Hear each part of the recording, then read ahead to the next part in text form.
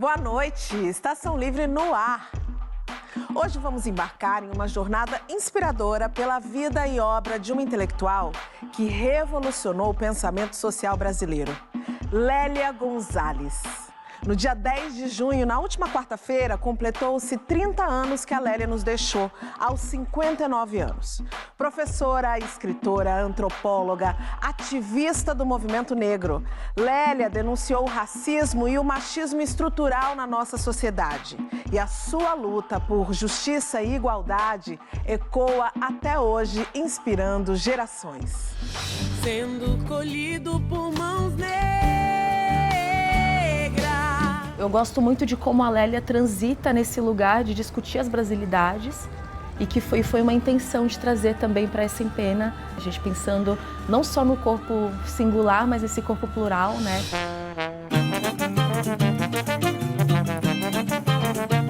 Essa é uma exposição baseada em um livro que a Lélia publicou na década de 80, que está sendo relançado agora, Festas Populares no Brasil.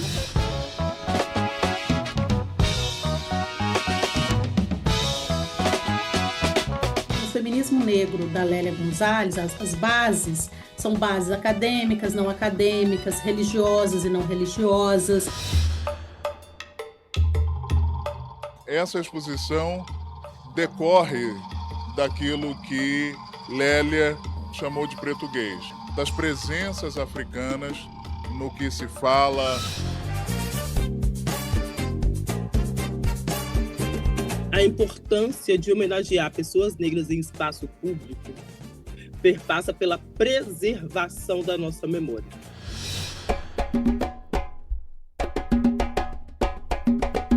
O acervo memorial do Lindochon Ampará, Lélia Gonzalez, ele completa agora em julho de 2024, 30 anos que está nessa comunidade.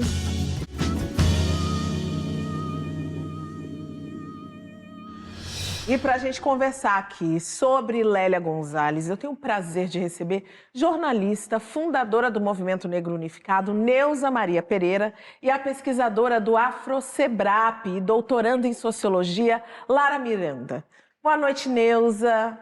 Boa noite. Para mim é um grande prazer e agradeço vocês terem me convidado para falar dessa grande figura, para mim uma das mais importantes figuras negras do século XX, Lélia Gonzalez. O prazer é nosso. Boa noite, Lara. Boa noite, Cris. É um prazer estar aqui do lado da Neuza para falar sobre essa figura tão importante. Ah, que maravilha. Então vamos começar com a palavra da mestra, Sueli Carneiro, uma das maiores intelectuais do nosso Brasil, filósofa, escritora, criadora do portal GL10. Ela é uma das entrevistadas do documentário Lélia Gonzalez Vive.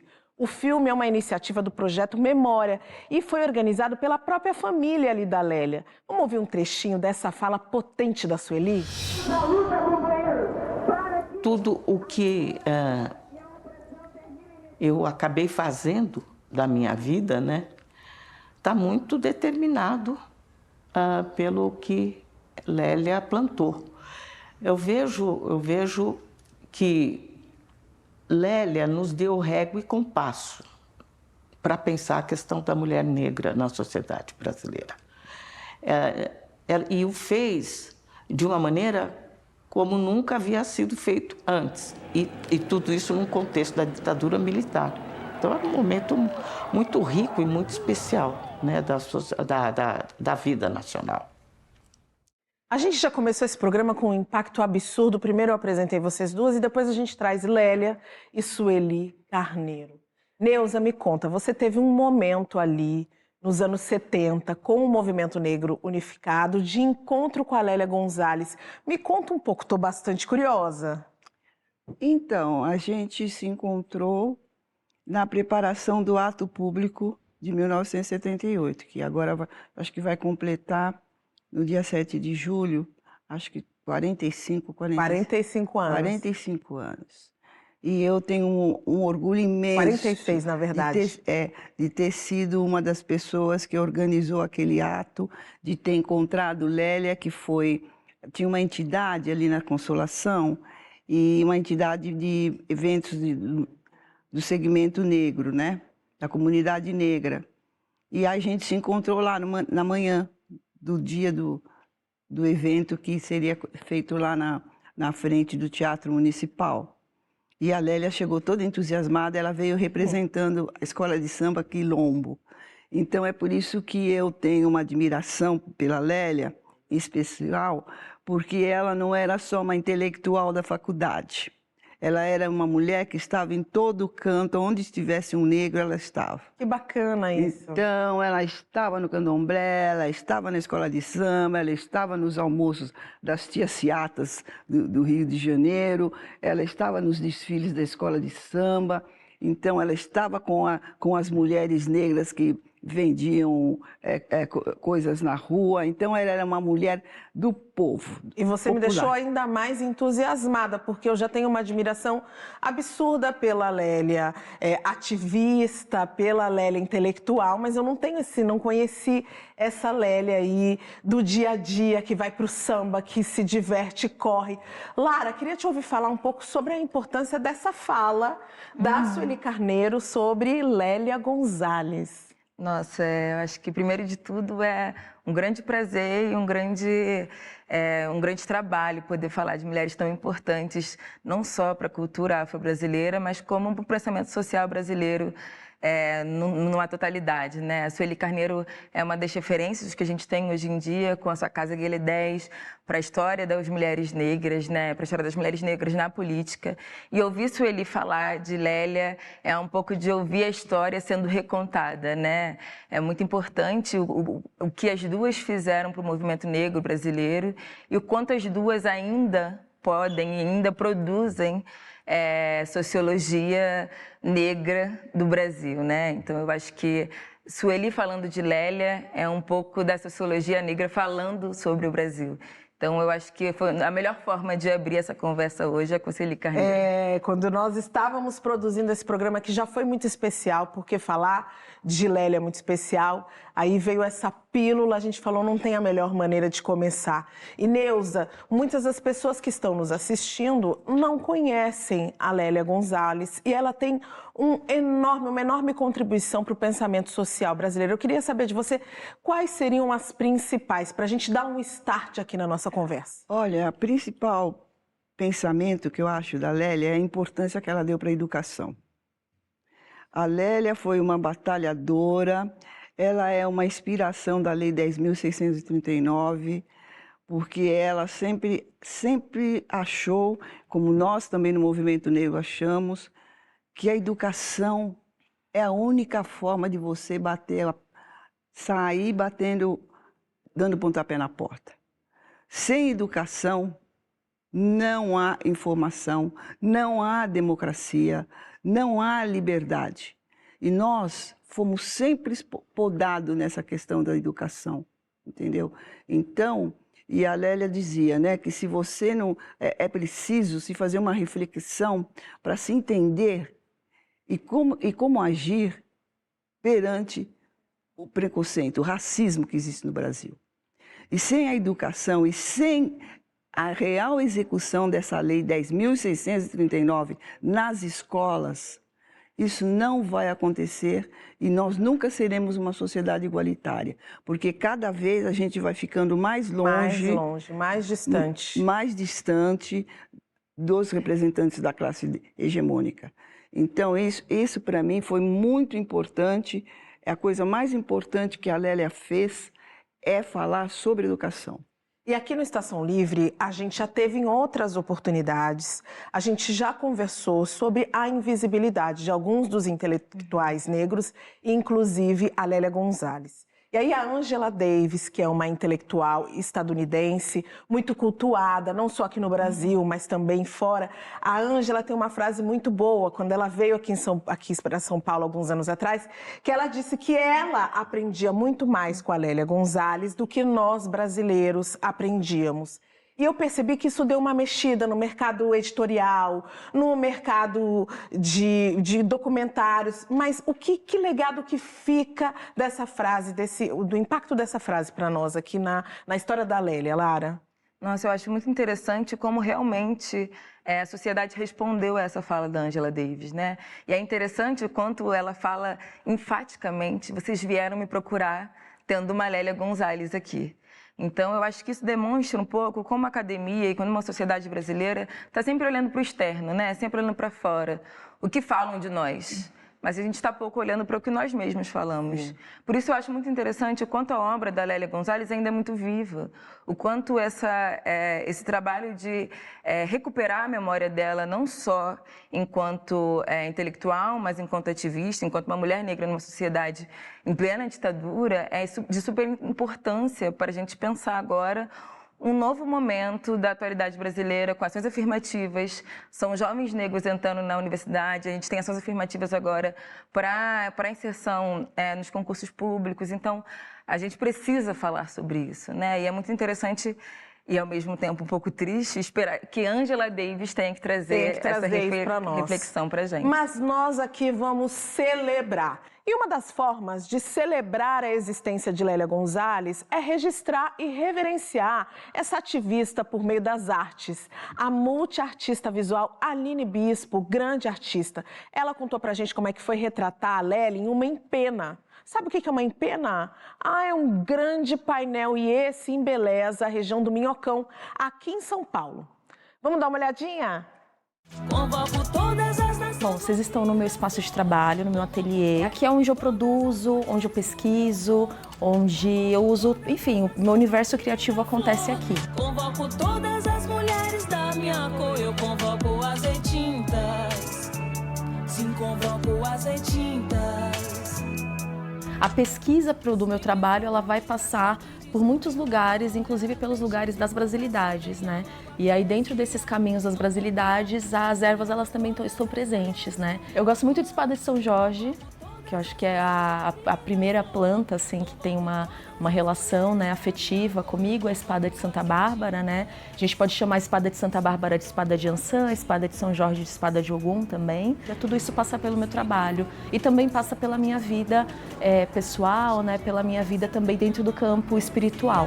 Não poupe na tinta, Senhor do bom fim, quem dá olho de água salgada, pé de areia do mar. O livro se chama Por um Feminismo Afro-Latino-Americano. É um livro muito especial porque ele vai reunir, né, vários textos da Lélia. Eu fiz a contribuição para a capa. Sou Lélia Gonzalez, sou uma cidadã negra brasileira. Fazia a ilustração, isso voltava para a editora, voltava para a família e, paralelamente, eu ia recebendo os textos e lendo.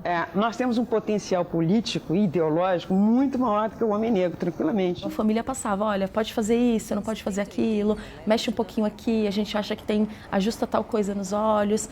E eu, normalmente, nos meus trabalhos, né, nas figuras que eu faço, eu não coloco olhos. E essa capa, né, desse livro foi um desafio, porque eu tinha obrigatoriamente que colocar o rosto da Lélia. Então é quase como se a própria pessoa colocasse a identidade dela, o rosto dela nesse lugar.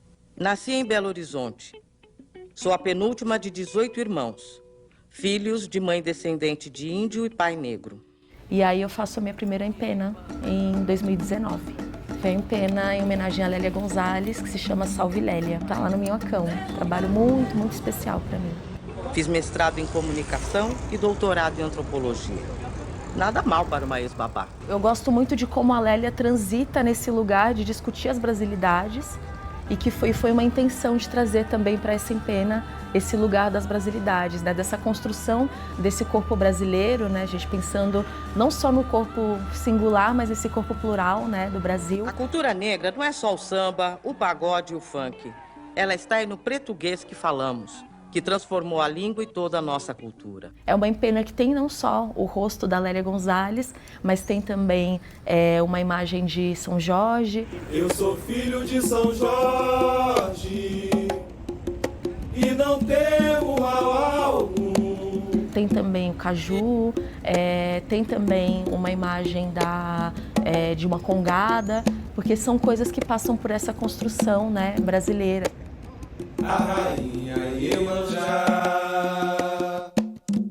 cantem preces pra algum. Essa empena ela durou mais ou menos uns 15 dias, porque nós tivemos um atraso, inclusive, para poder iniciar as atividades por conta de uma pessoa que morava, não sei se ainda mora nesse prédio, e que não aceitava. E aí nós tivemos uma intervenção de uma advogada negra, moradora desse prédio, e que apresentou para os moradores quem era a Lélia Gonzalez, a importância de ter o rosto da Lélia Gonzalez nesse prédio.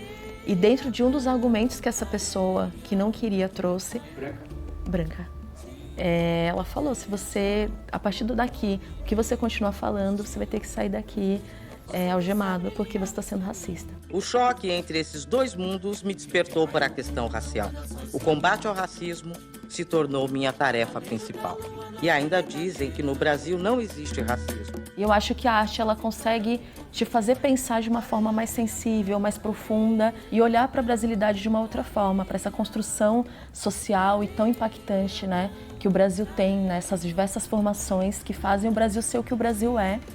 E eu acho que também olhar para a Lélia, né, e entender o impacto e a importância dela para a nossa formação social e étnica. Eu acho que é isso. Aline Bispo venceu? É vencer, mas trazer quem eu puder junto. Então acho que enquanto a gente não trouxer todo mundo que a gente quer junto, acho que esse lugar de vitória ele ainda está nas possibilidades, mas eu quero muito vencer. Com a espada de São Jorge na mão. Com certeza. Ogunhê. Obrigado. Obrigada a vocês. Sendo colhido por mãos negras, eu quero ver, eu quero ver, eu quero ver, eu quero ver. É incrível como mesmo depois a sua morte, a Lélia ainda é obrigada a lutar contra o racismo, né? A imagem da Lélia ali naquele prédio não sendo aceita porque é a imagem de uma mulher negra. Neuza, me conta um pouco qual é a importância da arte contemporânea, estar celebrando a imagem da Lélia e de outras figuras históricas que a gente enxerga, principalmente aqui pela cidade do São Paulo, para que a gente deixe como legado para as gerações aí mais recentes. Isso é um resgate, né, tudo que foi feito pelo povo negro, por esse país, né?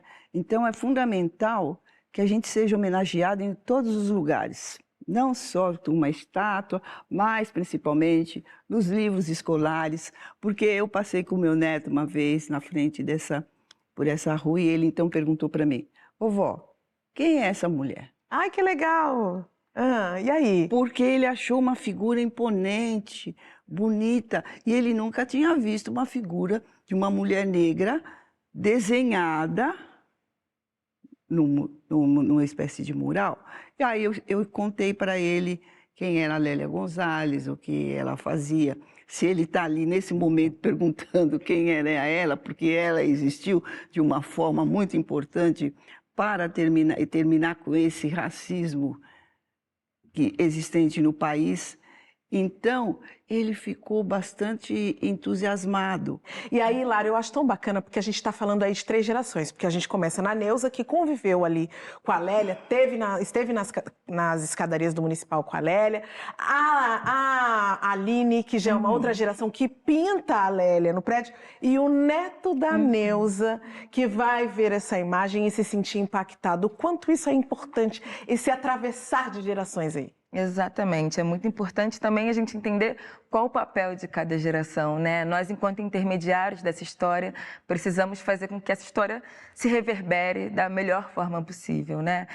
Enquanto assistente de coordenação do Núcleo Afro, a gente tem um projeto chamado Afro Memória, que tem exatamente esse intuito, resgatar o acervo e a memória de militantes de organizações negras e fazer com que isso seja palpável para os jovens, para que a gente consiga entrar com isso nas escolas, para que a gente consiga debater com isso no meio público. Então, é muito interessante ter artistas, não só intelectuais, né, reverberando e repercutindo a história do movimento negro e de pessoas tão importantes. E já que a gente está falando de arte, eu quero trazer para vocês uma exposição, porque o pensamento de Lélia Gonzalez inspirou uma exposição que está em cartaz no Sesc Vila Mariana.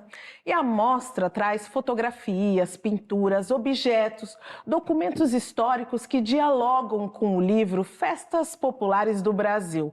Esse livro foi lançado em 1987 e está ganhando uma nova edição.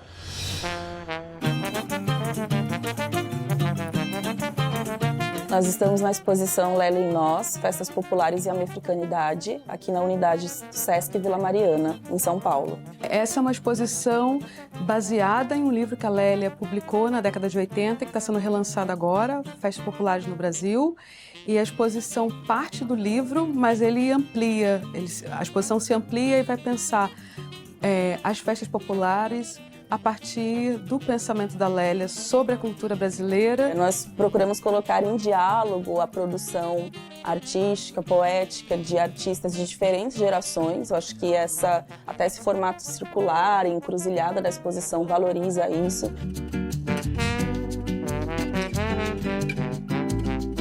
A exposição está dividida em 5 núcleos: festas populares, o livro, racismo e sexismo na cultura brasileira, peles negras, máscaras negras, beleza negra ou Ora Ieô, e de Palmares as escolas de samba, Estamos Aí.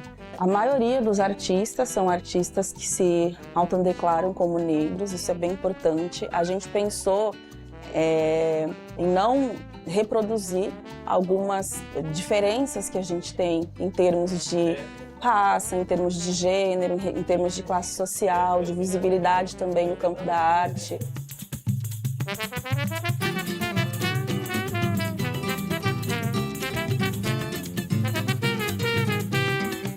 Esse livro, Festas Populares, ele tem uma história curiosa. Ele foi um livro feito como brinde de final de ano de uma empresa. Foi um livro patrocinado e distribuído, então ele não foi um livro que teve grande repercussão, divulgação, apesar de ter sido o único livro que a Lélia escreveu individualmente como autora. É praticamente um livro quase inédito da Lélia que as pessoas vão ter a oportunidade agora de ler e conhecer a outra Lélia, a Lélia que pensa cultura, a Lélia que pensa as festas populares brasileiras.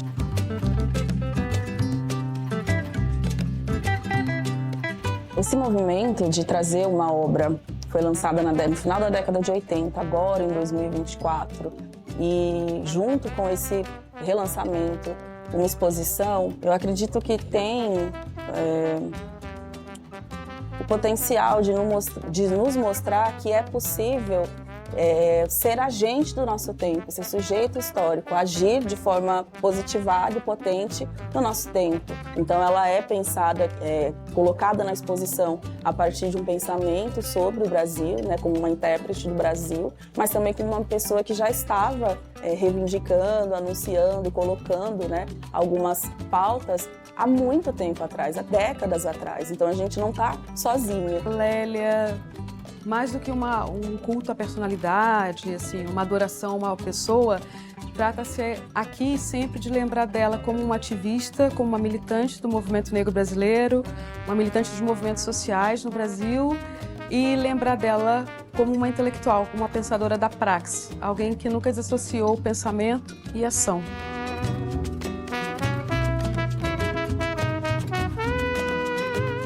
Ficou com vontade de ver de pertinho? Ah, ficou, né? Eu também fiquei. E essa exposição fica em cartaz no Sesc Vila Mariana, aqui em São Paulo, até dia 24 de novembro. Entrada gratuita. Quem sabe a gente não se encontra por lá. Chegou a hora do nosso primeiro intervalo, tá? Na sequência, eu volto, porque a gente vai continuar esse papo maravilhoso aqui com a Neuza Maria Pereira e com a Lara Miranda. Já, já eu volto. A Lélia foi de suma importância, era minha guru. Posso dividir a minha vida minha vida e minha carreira entre antes e depois da Lélia. Eu acho que ela foi fundamental para o movimento negro e para o Brasil. Aprendi muito. Uma coisa importante foi aquilo que eu falei, que ela disse na aula inaugural. Não temos mais tempo para lamúrias. Temos que arregaçar as mangas e vencer esse jogo. Isso foi fundamental, foi definitivo na minha vida. Tanto é que eu estou aqui na luta.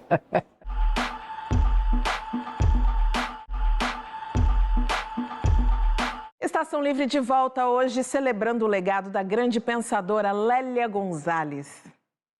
Quando a gente fala na Lélia Gonzalez, pensamos naturalmente na sua luta pelo feminismo negro. E o Estação Livre conversou com a socióloga Flávia Rios sobre a importância e sobre o impacto desse fundamento.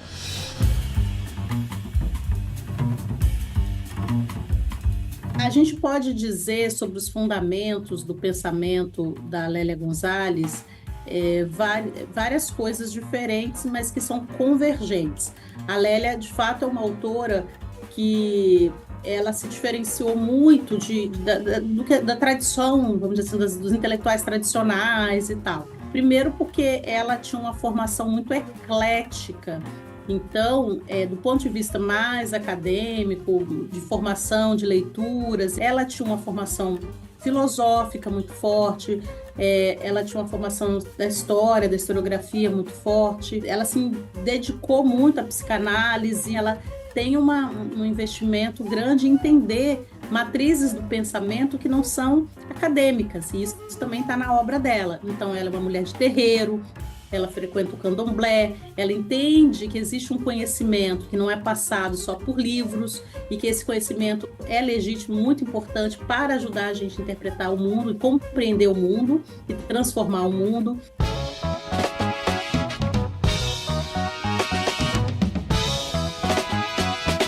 O feminismo negro da Lélia Gonzalez, as bases são bases acadêmicas, não acadêmicas, religiosas e não religiosas. O Coletivo Nzinga foi uma organização de mulheres negras, intelectuais e populares, e ele é criado por Lélia Gonzalez, um conjunto de outras mulheres negras, de organizações negras, feministas, mas também de outras, organizações populares, como, por exemplo, a Benedita da Silva, que depois veio a ser uma vereadora e hoje, uma grande parlamentar no país.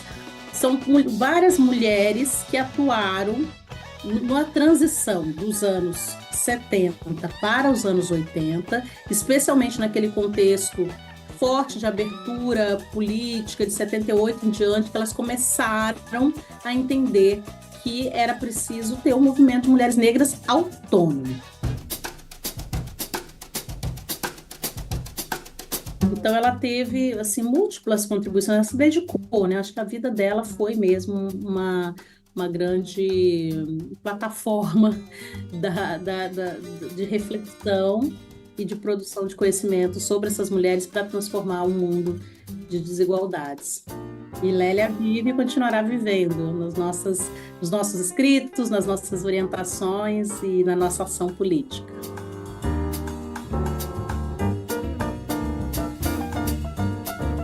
Eu sou muito grata à luta dessas mulheres, porque se não fosse a luta do feminismo negro, e claro, de todo o movimento negro, talvez a gente não tivesse um programa como Estação Livre aqui na televisão. E aí, Neuza, eu queria saber de você qual foi a necessidade de se pensar e a importância de se pensar no feminismo negro na nossa sociedade brasileira e principalmente ali nos anos 70. Bom, eu vou falar particularmente por mim. Por que eu virei feminista? Porque eu sofria racismo. Eu sou uma mulher que sofri muito preconceito racial dentro do jornalismo brasileiro. Então, eu falei assim, bom, em vez de eu ir para minha casa e ficar chorando, tem racismo, o que eu vou fazer? Apesar que meu pai foi o primeiro feminista que eu conheci, que ele dizia que eu tinha que estudar, que eu não tinha que ter medo de nada, que eu tinha que ir para frente. Só que isso não tinha uma estrutura, entendeu? De como eu vou para frente, como eu vou enfrentar o racismo. Aí até queria fazer uma colocação que, por exemplo, a minha mentora ideológica, quando eu comecei nos anos 70, foi Angela Davis. Ainda não tinha Lélia Gonzalez. Então, tinha Simone de Beauvoir e Angela Davis. Então, eu tive... E os Panteras Negras, que eu fui muito influenciada pela luta dos Panteras Negras. Mas depois eu vim saber que eles eram machistas, já fiquei meio assim, entendeu? Então... quer dizer, eu fiquei muito influenciada por essa ideia de Lélia e hoje não é possível mais as pessoas não conhecerem o feminismo. Por exemplo, eu fui a primeira pessoa que colocou a questão do feminismo negro em pauta, dei visibilidade. Lá em 77, acho que você escreveu para o Jornal Versus. Escrevi para o Jornal Verso o Manifesto da Mulher Negra, que era uma coisa panfletária, dizendo o que, a partir de mim, eu falava, não, se eu sofro isso, que fui numa faculdade, que tenho um trabalho, que tudo mais, você imagine as outras mulheres negras. Então eu escrevi um texto que, infelizmente, até hoje ele ainda é moderno, né? Porque ainda nós sofremos muita, nós somos o segundo segmento mais explorado da população brasileira, que agora passou a ser os homossexuais e transexuais. E as pessoas do grupo LGBTQIA+. São os mais discriminados. Então, eu achei que, quando eu escrevi isso, foi um boom. As mulheres negras, sabe, começou a surgir mais pessoas, mulheres discutindo a questão de raça e classe. Porque não adianta você falar só no racismo se você não mudar a classe social. Sim. Então, a gente quebrou barreiras. Aquelas mulheres dos anos 70 que, em plena ditadura, eu fui fichada no DOPS, por ser uma das fundadoras do grupo Afro-Latino-América, que depois porque a Lélia pegou essa ideia e ela continuou sabe, ela desenvolveu essa coisa do Sim, a gente sabe, a gente vê, a gente acompanha nos escritos da Lélia, né? Sim. E Lara, tudo isso que a Nilza está trazendo para a gente, traz a oportunidade de nós refletirmos sobre o legado que ela, Lélia, Sueli Carneiro, essas pensadoras negras ali dos anos 70, final dos anos 60, 70 e início dos anos 80, trazem para as discussões atuais do feminismo negro, né? Não, com certeza, né? Hoje em dia a gente tem falado muito sobre interseccionalidade, é um conceito cunhado pela Crenshaw, mas que depois a Lélia traz um pouco mais para a experiência do Brasil, e aí a gente percebe o quanto esse conceito vai reverberando e repercutindo ao longo do tempo, e o quanto o feminismo negro, na verdade, nos oferece também uma forma de pensar o Brasil, não só no campo das mulheres, mas as desigualdades no geral, né? A Lélia traz muito isso para a gente da interseccionalidade, que, ou seja, não é possível olhar para a desigualdades sociais sem pensar em gênero, classe e raça. E a Angela Davis, quando escreve o livro, que tem esse título, inclusive, diz que foi com Lélia que aprendeu a pensar de maneira interseccional. Exatamente. É muito interessante quanto a Lélia traz isso também através das vivências cotidianas do Brasil, né? Ela fala, por exemplo, em alguns de seus textos, o quanto a ama de leite era responsável por fazer essa mistura na cultura brasileira. Não teríamos nunca, segundo Lélia, um ser totalmente branco no Brasil, já que as amas de leite, desde o período colonial, já passavam a cultura negra para aqueles seus filhos, que ela mesma dizia que as mães dos filhos dos colonos eram as amas de leite. Então é muito interessante como a Lélia consegue fazer esse conceito do feminismo negro, da interseccionalidade, de uma forma mais ampla para pensar o pensamento social brasileiro no modo geral. E é muito interessante o quanto, a partir do trabalho dela, a gente pode pensar também em interdisciplinaridade, né? Como a professora Flávia Rios já apontou, a Lélia é uma antropóloga, mas formada em psicanálise também, filósofa também, e além disso do candomblé, do samba, da rua, e é isso tudo que forma o pensamento social brasileiro da Lélia. Então eu acho que é muito interessante hoje, quando a gente fala em educação antirracista, em associativismos negros, a gente lembrar o quanto a rua também é o que fomenta o ativismo e a intelectualidade, forma, né? Exatamente. Isso mesmo. E quando você traz esses vários conceitos que a Lélia pensou, eu não posso deixar de falar do português, né? O português, o que é o português? É uma maneira de falar?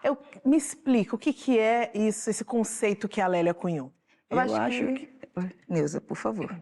Eu acho que é tudo. É a vida do negro. É como ele se expressa no mundo, é como ele sente o mundo, é como ele fala o mundo, é a volta das referências dos nossos ancestrais. Como nossos ancestrais se comunicavam, como eles falavam. E isso é o que está até hoje na língua portuguesa. Quando você fala macumba, bumba, as pessoas da periferia é que mais usam esse tipo de linguagem. Porque elas ainda não foram, porque, como que a gente fala, como que eu posso dizer? Não pegaram aquele discurso que é o discurso acadêmico, que o discurso acadêmico é o que mais tem fugido do preto gay.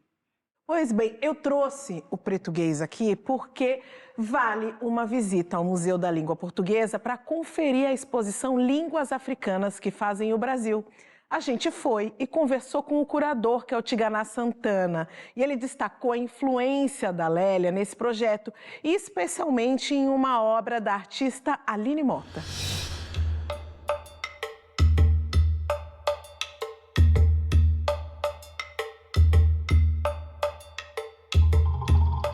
Essa exposição decorre daquilo que Lélia, há 40 anos atrás, né, chamou de pretuguês, no texto Racismo e Sexismo na Cultura Brasileira, que esse ano completa 40 anos. Então, se trata, quer dizer, da identificação das presenças africanas no que se fala, pensa, né, no que se escreve, quer dizer, nas presenças africanas, portanto, nos corpos brasileiros, né, nesse lugar.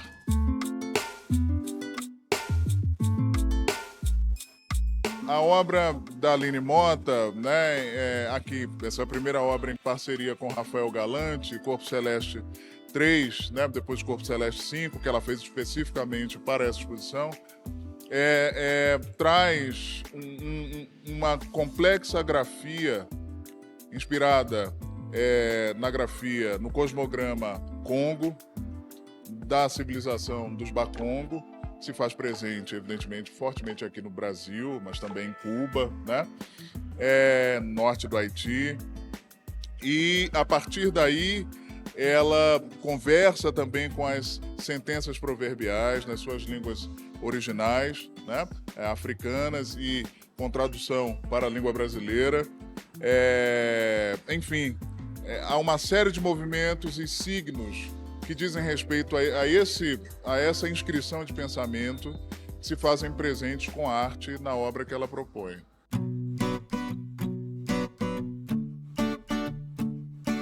Eu propus a Aline que, nesse segundo momento da exposição, né, já pensando numa projeção de mar que ela tem algumas que são belíssimas, né? Que fosse inserido, então, esse trecho da obra, do texto da Lélia Gonzalez, que não podia faltar nessa exposição, né? E ali pelo mar, porque foi pelo mar que tudo aconteceu na história desse país, né? Os sequestros aconteceram pelo mar, e a gente fala pretuguês também a partir desses fluxos transatlânticos que aconteceram pelo mar.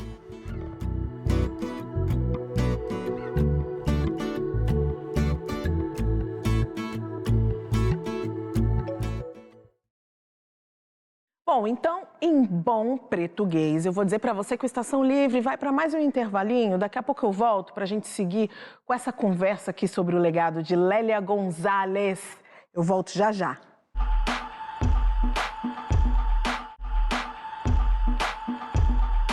Estação Livre de volta. Hoje nós estamos aqui celebrando o legado de Lélia Gonzalez e eu estou recebendo aqui Neuza Maria Pereira e Lara Miranda. Belo Horizonte receberá as primeiras estátuas de mulheres negras na cidade.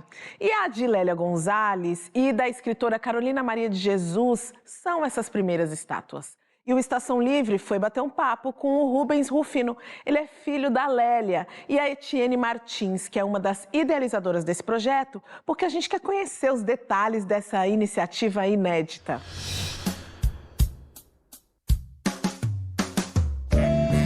Lélia Gonzalez foi uma mãezona, no sentido real da palavra. Dizem que é uma contradição que uma mulher intelectual não consegue ser mãe. E ela também foi muito mãe. Ela me proporcionou ser um homem negro, né, que assume a sua negritude. E numa época que eu cresci, foi numa época da ditadura, então o bicho pegava, como se fala, né? Mas ela me fez ter força, me fez ter orgulho.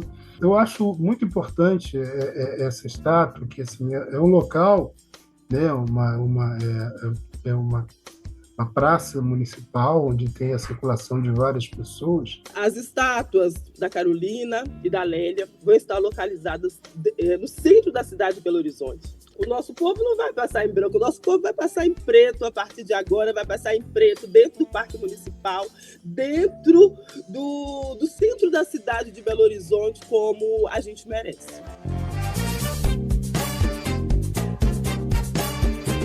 A importância de homenagear pessoas negras em espaço público perpassa pela preservação da nossa memória. Porque nós somos uma população dita colorida, vou colocar assim, para poder me referir à miscigenação. Uma homenagem como essa é de fato muito importante, porque é uma forma de você acabar com o apagamento que há da população negra, das pessoas negras, né, em relação à construção desse país, à história desse país.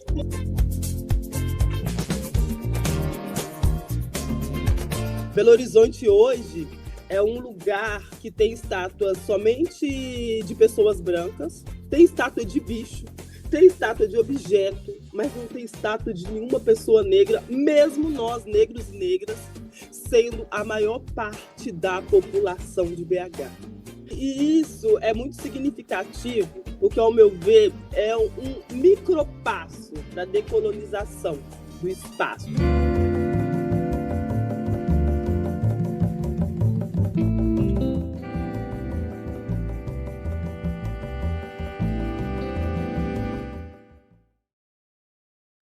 Maravilha, né? Ainda de uma maneira muito tímida, mas aos poucos a gente vai enxergando algumas estátuas, imagens de personalidades negras que merecem ser reverenciadas e espalhadas pelo Brasil. Claro que queríamos uma Lélia do tamanho de Borba Gato aqui em São Paulo, mas é uma luta que se inicia. E aí eu queria saber de você, Neuza, qual a importância para o legado de Lélia Gonzalez, que ela seja reverenciada ali na rua como estátua?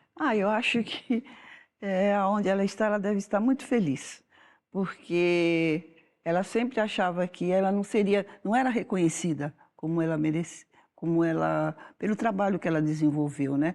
Então eu acho que quando tem essas estátuas assim, é uma forma de reconhecimento. As pessoas querem saber quem é essa pessoa que está sendo aí reverenciada.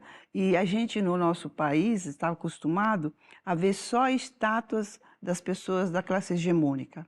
Então, as pessoas que não estudam acham que eles que construíram a nação. Nós não temos nenhuma pessoa brilhante, nenhuma pessoa que pensasse, nenhuma pessoa que fosse revolucionária. Então, essas estátuas, tanto de Lélia como da Carolina de Jesus, mostra a potência das mulheres negras, porque você vai ter que procurar saber quem são aquelas estátuas. Às vezes, muitas das outras estátuas que estão ao redor delas não fizeram a metade, 1/3 do que essas mulheres fizeram. Não só pelas mulheres negras, porque quando você faz uma luta de libertação da mulher negra, você está fazendo uma libertação de todas as mulheres. Todas as mulheres, né? Agora, Lara, essa fala que a Neuza trouxe da Lélia, como é que você enxerga isso hoje dentro da academia? O que Lélia escreveu, pensou e deixou pra gente, você percebe que é reconhecido dentro da academia? É estudado, faz parte de currículos e grades de cursos de nível superior ou cursos de extensão? Bom, eu acho que é muito difícil ainda ter um panorama geral do quanto Lélia reverbera ainda na academia, né? Eu acho que tem um ponto muito interessante que são o advento das ações afirmativas, né? Você tem agora novas pessoas entrando na universidade, principalmente nos cursos de pós-graduação. Isso faz com que a própria universidade tenha que se mexer, porque agora tem pessoas querendo estudar sobre hip-hop, sobre cultura negra, e aí a bibliografia tradicional, clássica, não abarca isso, Não né? abarca. E aí você tem que abrir mão, né, e lançar mão da Lélia Gonzalez, Sueli Carneiro, Abdias dos Nascimento, crescimento. Então, eu acho que, assim, ainda é difícil, ainda está em poucos passos. Mas a gente não pode negar que já tem uma mudança significativa dentro da academia brasileira, e é muito interessante quanto isso tem vindo de fora, né? Quanto tem sido dos alunos para a academia. A entrada dos alunos negros, dos alunos periféricos, ainda muito tímidos, dos alunos indígenas. Isso faz com que tenha uma exigência na mudança, na maneira de se ensinar, né? A gente falou aqui no programa que Lélia era do candomblé, assim como eu, porque eu também sou uma mulher do axé. E o terreiro Ilê de Oxum Apará, em Itaguaí, guarda um tesouro. É o acervo pessoal de Lélia Gonzalez e tem objetos, fotos, documentos que revelam a trajetória dessa intelectual.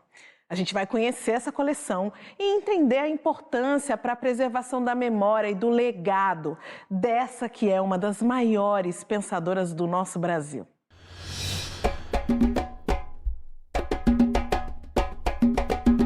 O acervo memorial do Ilê do Oxum Apará, Lélia Gonzalez, que é esse acervo que já tem 30 anos na comunidade Ilê do Oxum Apará, ele é um acervo que, dentro da cosmopercepção do Babalorixá Jair de Ogum, nunca foi um acervo para esse expoente da venda, da produção intelectual do nosso povo. Ele completa agora, em julho de 2024, 30 anos que está nessa comunidade. Então, a preservação e a manutenção desse acervo, ele é feito de forma coletiva por aqueles que são integrantes dessa comunidade e por aqueles que pavimentaram, né, a construção desse acervo aí por 30 anos.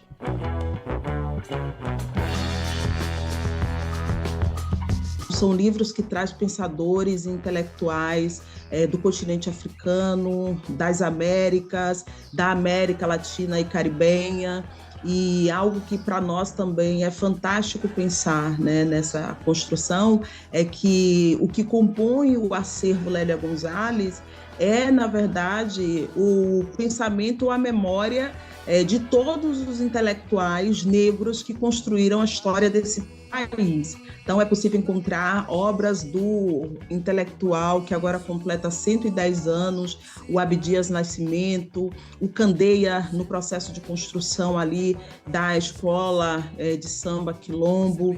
É possível encontrar narrativas do Frantz Fanon, isso ali na década de 70 e de 80. A grande criatividade, a grande capacidade de transformação, de reinterpretação, etc., quem tem apresentado, né, é o negro da nossa cultura. Na percepção do legado é necessário ter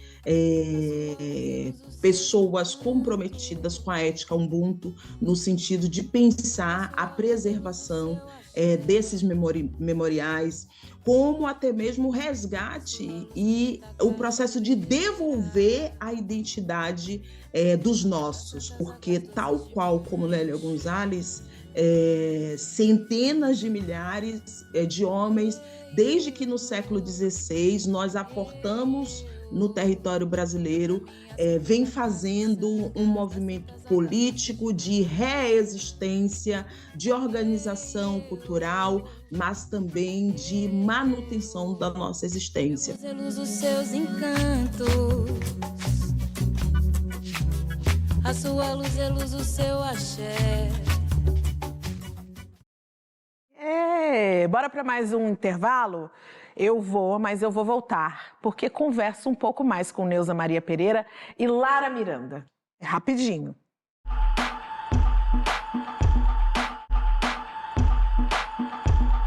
Estação Livre de volta hoje para falar de Lélia Gonzalez e recebendo aqui Neuza Maria Pereira e Lara Miranda.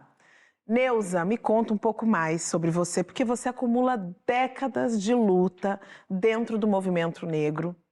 E ali, ao longo desse tempo todo aí da sua carreira, da sua luta, da sua entrega, qual é a maior conquista que você enxerga até hoje? Eu acho que ainda falta muita coisa, mas teve um grande avanço. Eu acho que só a questão das cotas que colocou, que é uma reivindicação do movimento negro unificado, que já falava em ações afirmativas em 1978. Entende? Então, só essa conquista de colocar caras pretas dentro da universidade, para mim é uma grande conquista, porque para mim foi muito complicado entrar numa universidade. Eu tive que fazer vestibular, não tinha cotas, e você disputar espaço com os representantes da classe hegemônica, então era muito complicado. E geralmente tinha lá umas questões que eles sempre faziam com que o negro não conseguisse entrar na universidade. E é importante que a gente reforce aqui no nosso programa que a política de cotas é uma política, sim, vitoriosa, que tem promovido uma transformação da sociedade brasileira e de forma muito mais positiva para as pessoas pretas e para as pessoas periféricas, né? Eu trouxe para a Neuza a possibilidade de falar de conquistas e para você, Lara, eu gostaria que você falasse de desafios. Ainda mais que nós estamos no mês de julho, né? A gente precisa pensar aí nesses desafios para as mulheres negras, para que a gente alcance o nosso bem viver, o nosso bem-estar que Lélia e Sueli tanto almejaram. Exatamente, exatamente. Eu acho que, como a Neuza falou, a gente tem grandes conquistas aí que não devem ser esquecidas, né? Eu acho que o futuro só se faz a partir da memória, então é sempre necessário olhar um pouco para trás, mas as pesquisas apontam que mesmo com esses avanços, mulheres negras ainda ficam subalternizadas no mercado de trabalho, nas universidades, e é muito interessante pensar também o que nós queremos para o futuro, né? Para além do que já conquistamos, quais são os anseios das mulheres, da mulher negra e das mulheres negras, né? Porque não somos únicas nessa sociedade brasileira. Então eu vejo de muita importância essas pesquisas que nós temos hoje, que fazem um pouco desse panorama, né? Onde estão as mulheres negras no mercado de trabalho? Onde elas querem estar? Por exemplo, tem uma pesquisa que aponta que o crescimento das mulheres negras no curso de medicina, por exemplo, é acompanhado também em áreas que são menos prestigiadas. Então, dentro da medicina, onde essas mulheres negras estão? Então, é sempre interessante fazer essa reflexão, tanto do poder de escolha, mas dos caminhos que a gente está querendo trilhar na sociedade brasileira, né? Hoje temos outras formas de bem viver, a gente pensa em salários dignos, qualidade de vida, envelhecimento de qualidade, né? O Afro-Sebrap tem uma pesquisa sobre envelhecimento e raça que aponta que a população negra é que envelhece com menor qualidade, tanto por questões de não poder acessar a aposentadoria ou por ter mais gastos com saúde. Então a gente tem que pensar ao longo desse tempo, né? A gente brinca lá no Afro que a gente tem um pouco de uma pesquisa que é da vida da pessoa negra. Tem pesquisa sobre primeira infância e até a pesquisa sobre envelhecimento. Então eu acho que para a gente pensar nos desafios, né? E nas possibilidades de conquista, a gente tem que fazer um pouco uma parada e fazer um panorama, não esquecendo de quem veio antes, né? Do que apontava. O quanto isso é valioso. E agora a gente olhar também para o futuro e o que a gente quer para frente. Entender que nós somos o resultado da luta dos nossos ancestrais. Sim. Neuza, para você, uma mensagem que a gente pode deixar para o público, uma mensagem positiva que Lélia Gonzalez deixou para você. Olha, é uma mensagem de luta, não só de resistir, mas de existir. Você lutar com a alegria que a Lélia tinha. Porque Lélia lutava, escrevia, combatia, mas ela ia para o samba. Ela ia para o samba, ela ia para o candomblé. Agora eu descobri por que eu gosto tanto da Lélia. Então, identifico. A gente tem que recuperar isso. Entendeu? Aqueles jantares com aquelas tias, na casa de tia Ciata, daquelas mulheres do samba, e que a Lélia, ela não ia porque, não, eu sou uma intelectual e porque quero saber como se dá. Não, ela era aquilo. Eu gosto da Lélia porque Lélia era uma mulher negra de fato. Ela não foi aprender a ser negra na universidade. Ela aprendeu, ela é uma mulher negra, de fato. Entende? Então, ela deixa muito essa... Para mim, essa existência dela, sabe? Essa importância de nunca se negar em qualquer espaço que ela estivesse. Eu sou uma mulher preta. Eu quero agradecer, Neuza, Lara, obrigada por essa oportunidade de nós celebrarmos Lélia Gonzalez aqui dentro do Estação Livre. Estação Livre vai ficar por aqui, né? Mas você já sabe, eu falo toda semana para rever o nosso conteúdo, o aplicativo Cultura Play e as redes sociais da TV Cultura. E não esquece, vem dar uma moral pra gente no nosso perfil do Instagram, sim, Programa Estação Livre, @Programa Estação Livre. Vem que tem todo um conteúdo bacana preparado pra você. E aí, gostou? Salve, Lélia! Até semana que vem. Um falar temperado de sotaques, miscigenação foi ser que fez, tirada de um povo a liberdade, na batucada foi que comuniquei minha africanidade que foi velada.